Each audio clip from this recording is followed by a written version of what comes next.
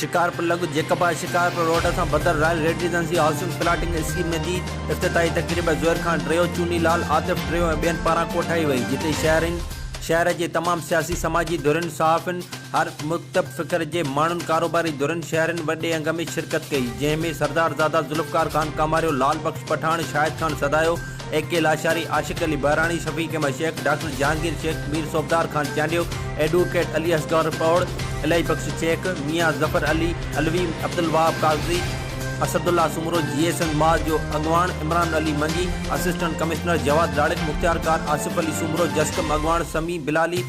सफदर अमीर पौड़ और बेन भरपूर शिरकत कई। जैसे इफ्तिताही तकरीब का खैरात फी सबीलिल्लाह जो पिणु एहतमाम किया हो। इन मौके ते सेठ चुनी लाल, ज़ुहैर खान ड्रियो और बेन चयो त शहर वासियों लाइ शिकारपुर में बदर रॉयल रेजिडेंसी हाउसिंग स्कीम की इफ्तिताही तकरीब कोठाई वही है। बदर रॉयल रेजिडेंसी हाउसिंग स्कीम पेश करे थी शहर वासियों लाइ एक फ़ख्रिया पेशकश, जिते अवां जी रिहाइश लाइ समूरियूं सहूलतूं अॻु खां मौजूद आहिनि, जंहिंमें मस्जिद, स्कूल, बिजली, गैस, ॿारनि लाइ play ground, full security system, शहर जी आलूदा माहौल खां पुरसुकून ताज़ी हवा ऐं हवा सां गॾु खुलियल फिज़ा, जिते अवां सुकून सां ज़िंदगी गुज़ारे सघो।